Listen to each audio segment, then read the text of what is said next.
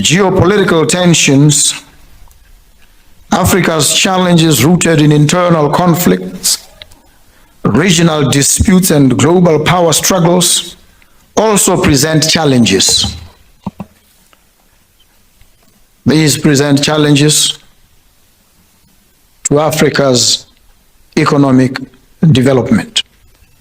Navigating these challenges during these uncertain times requires a multifaceted approach that addresses human development, geopolitical, economic, environmental, and other challenges in a holistic manner.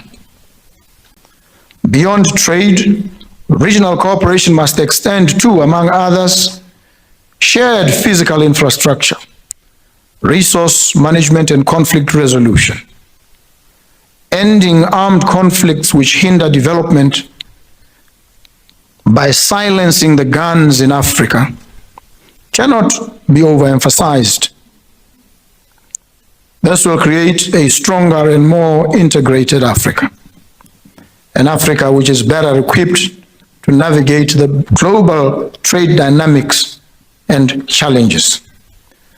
The ongoing conflicts and wars in Africa must stop, and they continue to cause immeasurable human suffering, displacement, and leave lasting scars and bruises on people, communities, societies, countries. And we would be our own worst enemies if we do not step up, call each other out where we have to as leaders, and this has been one of the problems. That when we are supposed to address issues, often we marshal figures and statistics that flatter only to deceive. So we must rise above this self-adulation, deal with the painful realities that some of our actions cause on our people. Greetings, fellow Zimbabweans. I'm yours truly, Comrade Knox. It has been a while since our last chat. A lot has been happening in your country, including the very important visit of the South African head of state, His Excellency, President Cyril Ramaphosa of South Africa. Let us meet today, tonight, 5th of May, 2028 hours. I thank you. So the only 2030 Emmerson Mnangagwa will witness is the one that is on his watch. Those were the words of the late Comrade Geza. May his soul rest in eternal peace. So the highly esteemed Comrade Knox will be live tonight at exactly 2028. Please come through so that you can listen. He's got so much to share with you. We are getting closer and closer. We are very close. I think we're almost like at 5 minutes to freedom. Yeah. You will also hear from the military. They said we are rising up against the nonsense that's going on in the country. Stick around because we want to hear more on that. I also wanted to let you know that Mnangagwa is too in his spirit of fighting. He's introducing 4th Chiwenga. Oh my God! So you came at the wrong time. I have so much respect for Duma Boko. His consistent commitment to the new Africa, especially the SADC one. He has been trying his best, but anyway, we are with you, sir. The Zimbabwe that we want is here. Let's look at the headline that I had today, very important one. I want to tell you that in 2024, there was a fight that broke out on X at a interesting, very big accounts. And then Zivu eventually wrote a tweet where he said, I know some of you were bought houses in South Africa. And eventually, people had an understanding and just that conversation died. But I'd already captured the tweet. One of the reasons why I'm mentioning this is because there's been a lot of fights on social media. People went after Hope Ochingono, who tweeted a very interesting tweet that Ramaphosa came to Zim and said to Mnangagwa, I will never allow people to continue with the coup. I think you and I will need to read that tweet because so many reactions on it. Let's read what Hope Ochingono wrote. He said hopes of a military coup against President Emmerson Mnangagwa, led by his vice president, General Constantino Chiwenga, and his associates have reportedly been quashed after sources say that South African President Cyril Ramaphosa assured his Zimbabwean counterpart that South Africa will not countenance any unconstitutional removal of a president in Zimbabwe. Today, President Emmerson Mnangagwa met with Ramaphosa in Harare, where he was received by Mnangagwa alongside businessmen Wikino Chiva and Kudakwashe Tagwire before the two leaders and the two businessmen flew on a 1-hour helicopter trip together to Mnangagwa's farm Prekeb in Kwekwe. That sorted out the entire tweet. They toured the farm where the South African president was shown Mnangagwa's Ankoli cattle and fish breeding pools. When they reached the ostriches, Ramaphosa is said to have remarked in a pointed and politically loaded statement that nothing and nobody will remove my leader brother from power unconstitutionally. The remark was made in the presence of members of the delegation accompanying the two leaders. The owner of these ostriches will be president until 2030, if Parliament says so. Ramaphosa is further reported to have said, reinforcing his assurance to Mnangagwa and those present. The two leaders then went into a 4-hour closed-door meeting where they were joined by Tagwire and Chivayo. The meeting was described as a highly personal and private, with even the president's spokesperson, Joy Charamba, excluded from the delegation for today's visit. Sources familiar with the discussions say Ramaphosa made it clear that South Africa would neither support nor recognize a military coup against Mnangagwa. Those within Mnangagwa's inner circle were reportedly buoyant after the engagement, interpreting Ramaphosa's position as a significant reinforcement of a regional backing.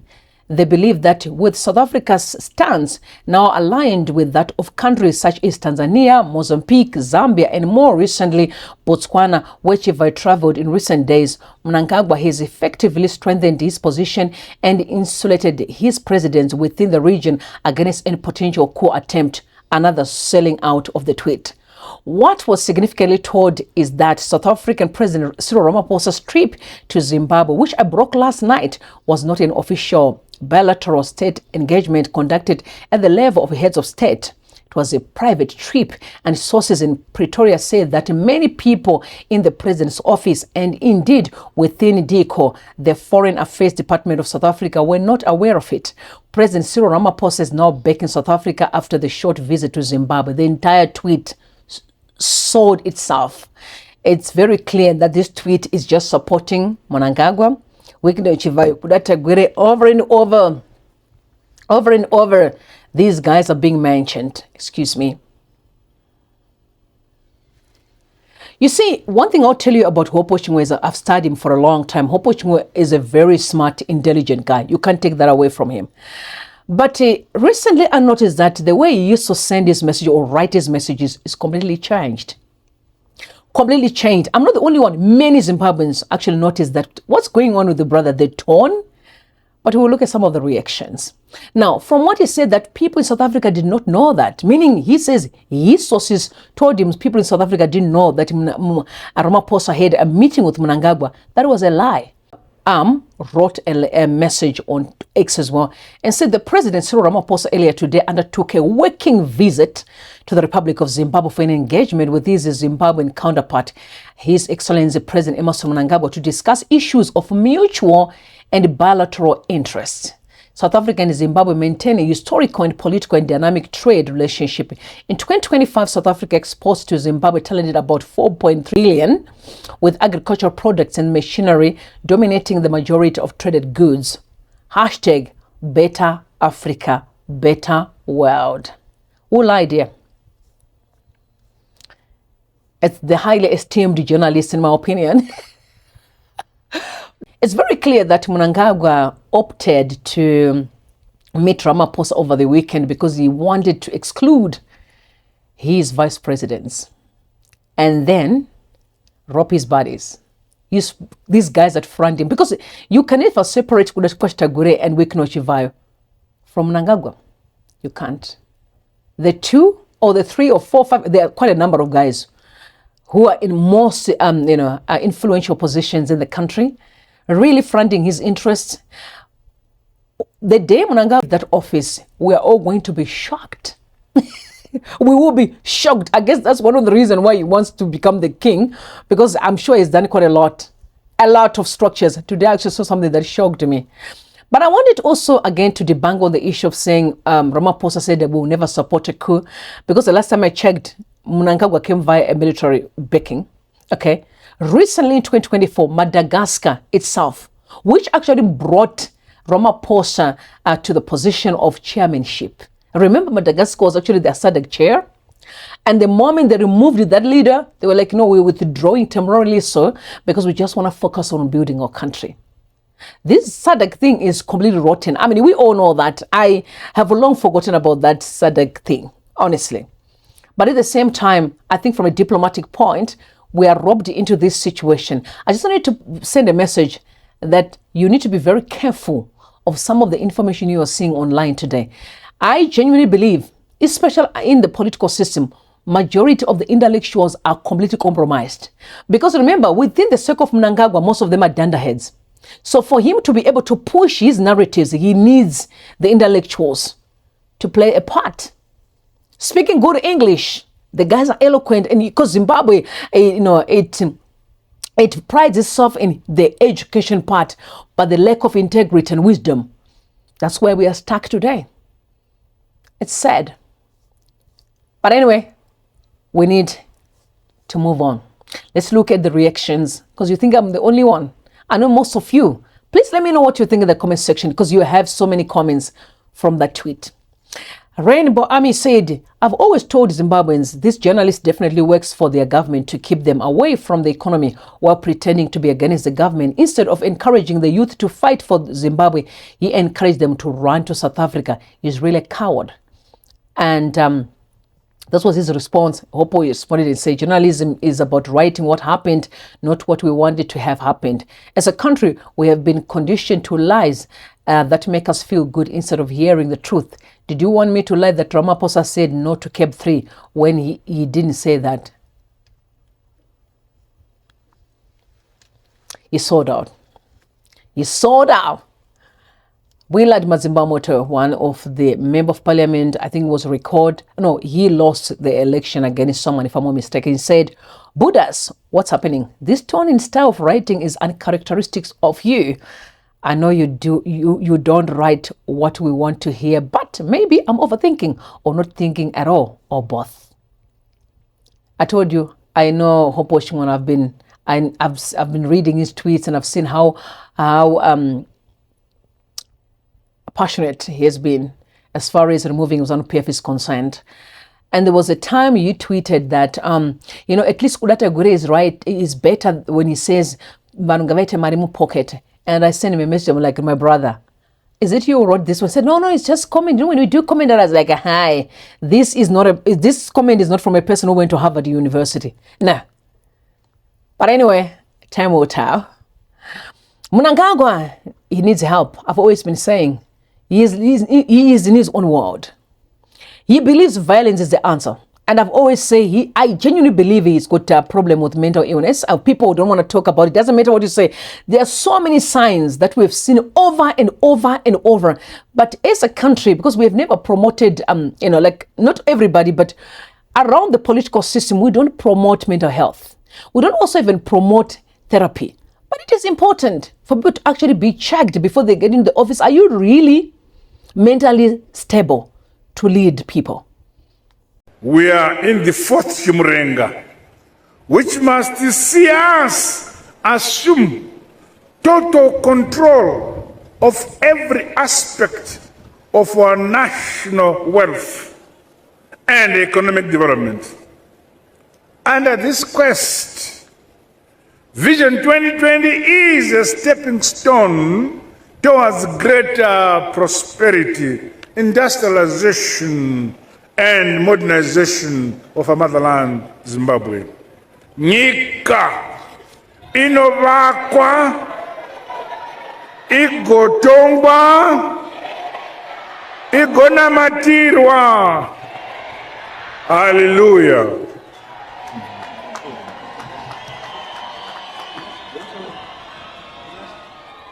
All of us have the weighty obligation to consolidate national unity and to work with vision and focus to drive Zimbabwe to a higher economic status. The environment and circumstances surrounding the protracted armed liberation struggle were different.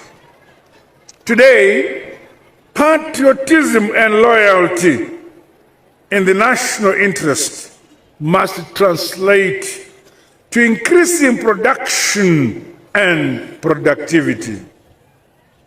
It must also mean buying Zimbabwean products and services, building Zimbabwe, defending and speaking good of our nation, as well as proclaiming and declaring the blessings of Almighty God over Zimbabwe. I know some of you it's your first time to pass through this channel. I want to say you're welcome. Please subscribe to the channel and turn on the notification bell. Let me send out my love and light to those that are always joining me. Shout out to you. Hope you're doing great. Thank you so much for coming through. Please thumbs up the video and share with others. Moving on. These are just empty threats. Because when he says we want to introduce Chiwenga 4, what is he talking about? He's intimidating us now that he's ready to fight. Sir, 2030 will not see the light of day, especially for you. It will not see the light of day. The time for you to vacate that office is yesterday. That's all I can tell you. You are simply a waste of time. There's no amount of intimidation that you can spew that will threaten us. Because let me tell you something. Chiwenga is not having it. In fact, I actually heard that he's planning to fire Chiwenga. Let's look at the reports from the Newsworks. Mnangagwa ready to fire ministers, VPs. After recently removing the Central Intelligence Organization Director General Fulton Mangwanya and the Zimbabwe Human Commission chairperson Jesma Jome, who is related to First Lady Auxilia Mnangagwa, for not supporting his 23rd agenda to extend the rule by 2 years and in the process introduce a raft of political, electoral and governance changes. President Emmerson Mnangagwa is ready to fire ministers and vice presidents who contradict official policy and positions in public on the issue. The Newsworks has been told by a close ally of President Emmerson Mnangagwa. That is playing with fire. That one is like touching the last nerve. To fire who? The man that actually anointed you.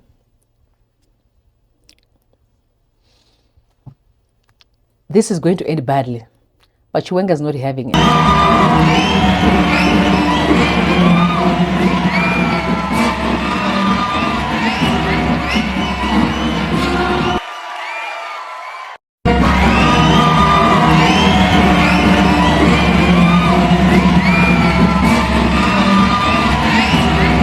Go, Chiwenga, go. Famba. I have always been saying that I genuinely believe the God who saved the life of Chiwenga had a purpose for him. We may not know what it is. I genuinely believe this guy has been through a lot. But for such a time as this, where Zimbabweans need to fight for their own survival, you can't fight an armed gangs with your bare hands. Even elections don't work. So I must tell you that the military is actually confronting Emmerson head on. So retired General Sigauke wrote a message on Twitter. He said, historical patterns show that the military may soon play a significant role in resolving the ongoing chaos within ZANU-PF. The Mnangagwa Declaration of 1975 and the Operation Restore Legas in November 2017 are clear examples of how the military has influenced political outcomes in Zimbabwe, especially during times of internal conflict. Although Mnangagwa has publicly stated that he plans to step down in 2028, there is growing doubt about his commitment to the promise. His desperate loyalists are pushing for the 84-year-old leader to extend his rule until 2030, ignoring the constitutional limits set in place. That may be one of the reasons, but in my opinion, Mnangagwa should be sent packing because he has violated the constitution of Zimbabwe over and over and over and over. I made it clear that I only started following Zimbabwean politics in 2023. But what I have seen up to today, if I was in a position of the military, I would have taken him out a long time ago. I mean, from the flawed election where we lost R1 billion to criminals. That's one of the reasons why some of the accounts of not all of the accounts of Wikinews in South Africa have been frozen. Do you know, during that time, there's a Zimbabwean guy who received 361 million from the same man. I need to bring his details here. A Zimbabwean guy. He's a sole director of that company, received 361 million rand, Zimbabweans. For those who are working in South Africa, you know 361 million rand? That's a lot of money. This guy just received it from nothing, meaning he's part of all these criminal syndicates. Time will deal with that. So, Mnangagwa, there's no amount of threats you can fire, sir, that will move us. The only 2030 you will see is the one that is on your watch. Just as a warning, I might be swearing a lot in this video. And I'm going to try and keep it in English as well, so that it goes to a lot of audiences and you can share it. I'm going to say some things today that might upset a few people. And, some people might not want to follow me or support us, but the truth is I've never really chased likes. I've always chased the truth. And this is something that Zimbabweans need to hear.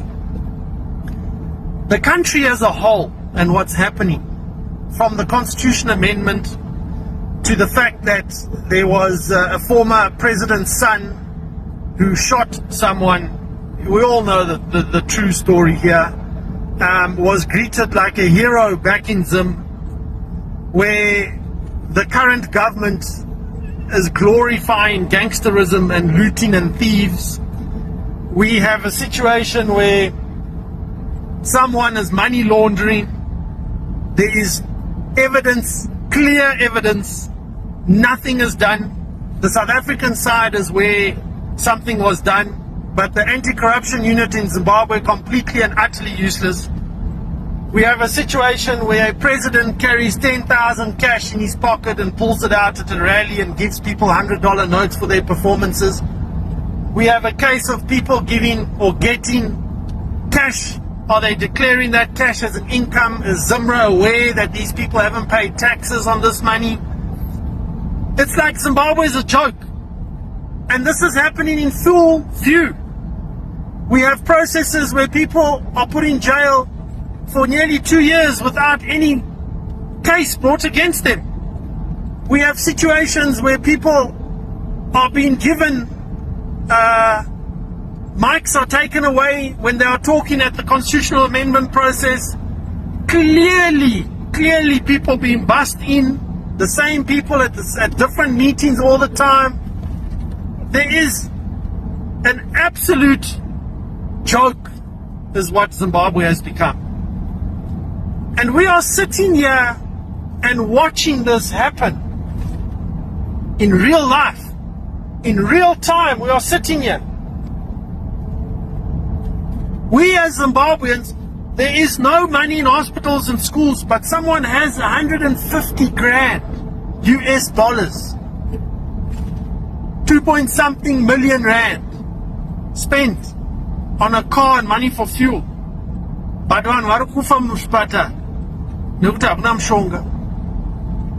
I don't know what people are thinking, and I have to pick certain groups. and I'm going to pick them. Now, we had people that owned land. Now, a lot of people think that this only affected white people. There were farm managers who were black. There were other farm owners who were black but supported the opposition. There were farm workers who were black. When we talk of farming and farm issues, we are talking of a system that affected millions of people.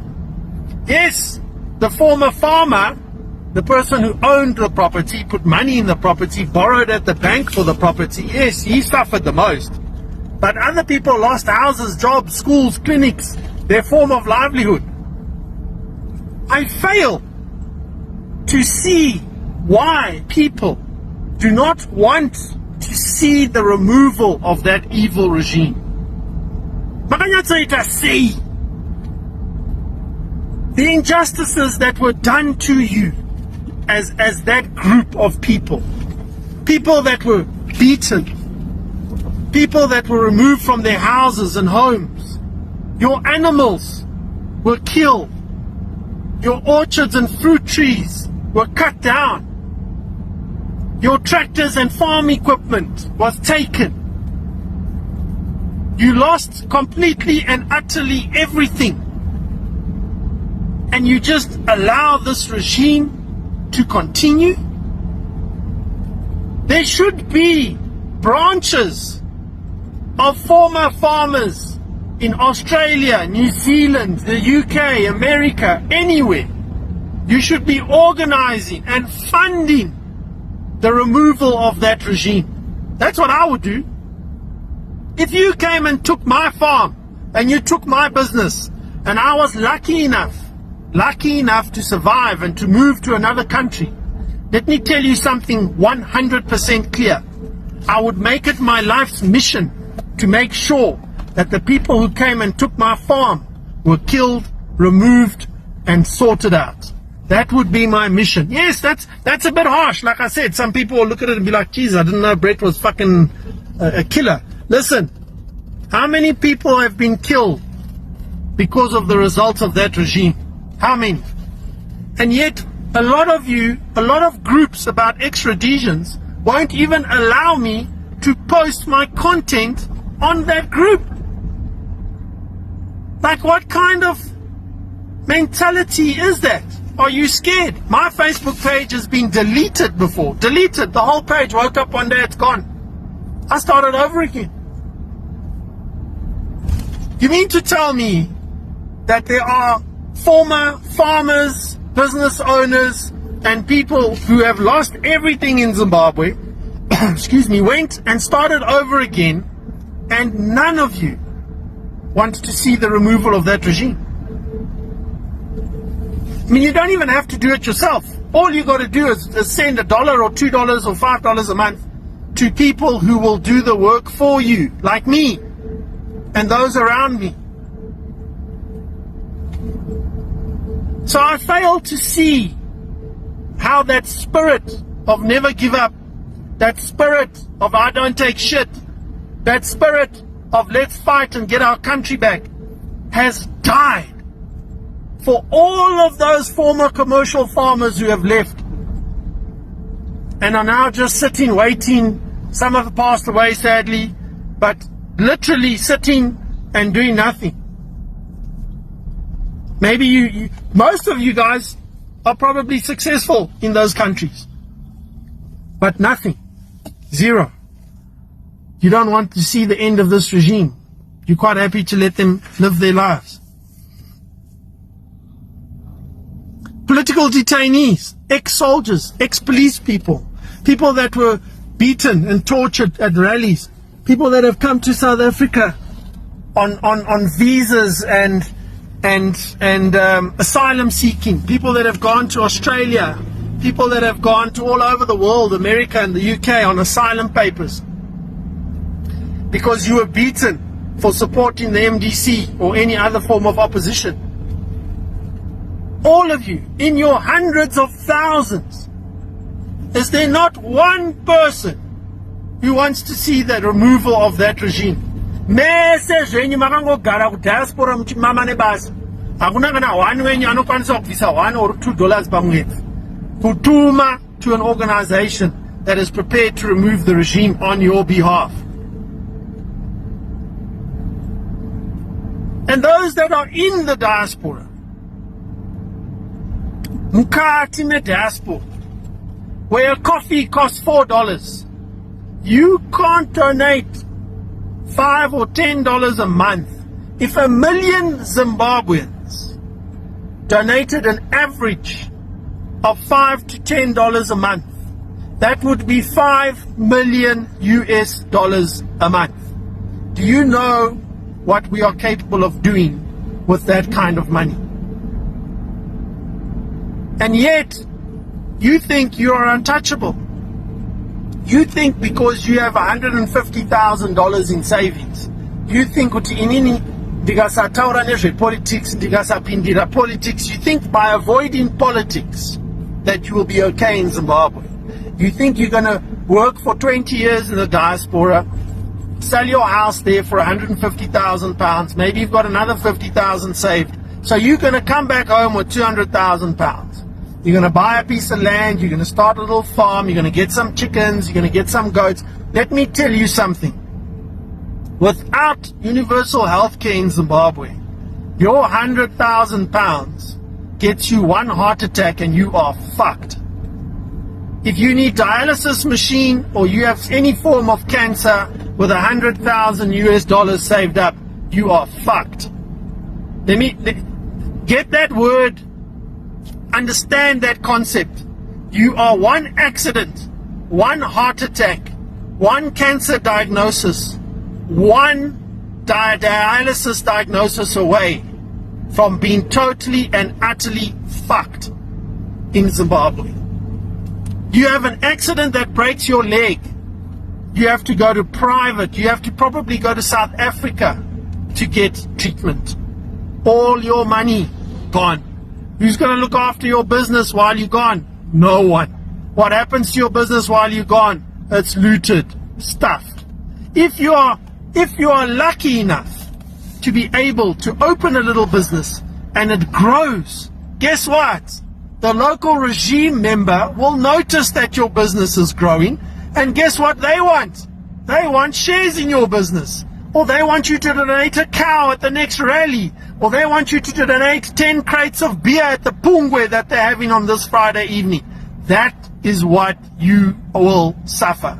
Just because you're in the diaspora, just because you don't involve yourself in politics, it doesn't mean that you are untouchable. You are very touchable. You are living a good life in the diaspora, suffering with workload, but better than what people are in Zimbabwe, and you can't contribute $5 a month to a cause that will remove that regime. And to the soldiers and to the police, do you know that the wages that you get are peanuts? Masoja mese muri kutuma mabarracks kuenda kunouraya vanhu. Mari dzamuri kupiwa inini ndinokuhoresai inini ndogona kuhoresa masoja 30 or 40 per month nemari yandinowana inini.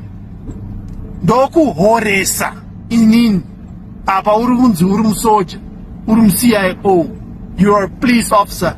You are nothing but an enforcer of evilness. That's all you are. And you're not even doing it for a lot of money. You basically wasting your time being a policeman and an army and an officer in Zimbabwe. You're wasting your time. Not only is it fucking with your head because you know that what you're doing is wrong, not only are you going to have nightmares about the people that you've had to kidnap and beat and hit, but you're all doing it for $300 a month. Fucking crazy. Sakawaranda Zimbabwe. I needed to say these truths, and you may think that these are painful truths, but it is the truth. You're all sitting where you're sitting.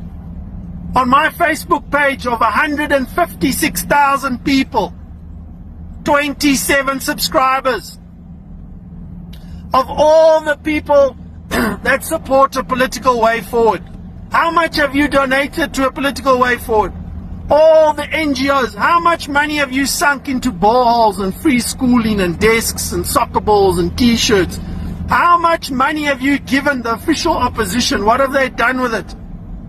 Nothing.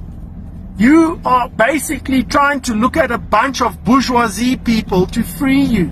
Do you think that someone who has their own house, multiple houses, has their own businesses, their son attends college or school in different countries, has private medical aid, do you think that person is going to cause shit to remove the regime in that country? Do you think that person, do you really think that? You must have your head red. You must be sick. You must suffer from a mental illness if you believe that.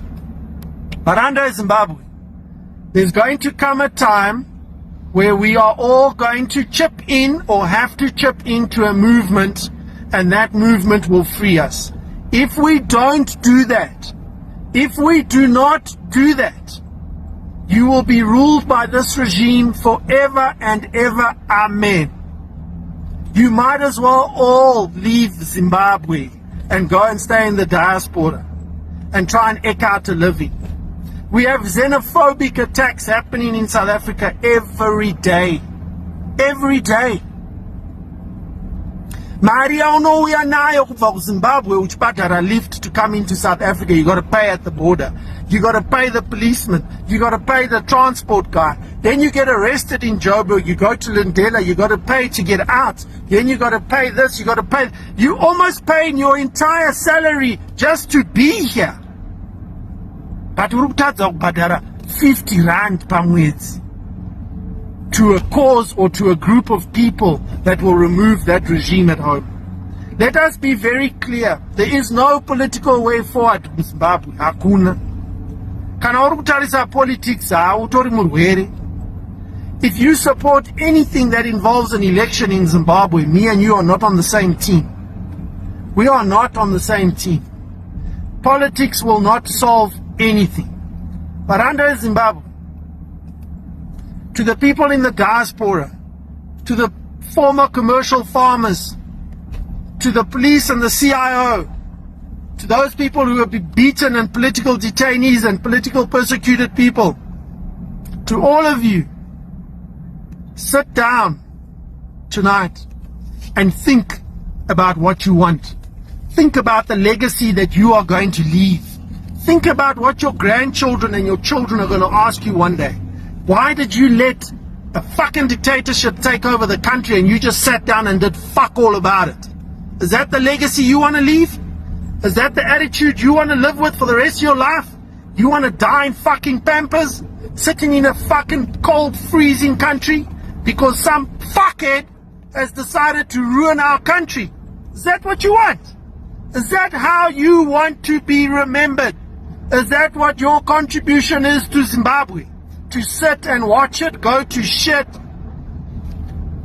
Is that it? Have a sit down tonight. Look at yourself in the mirror. What kind of man are you? What kind of citizen are you?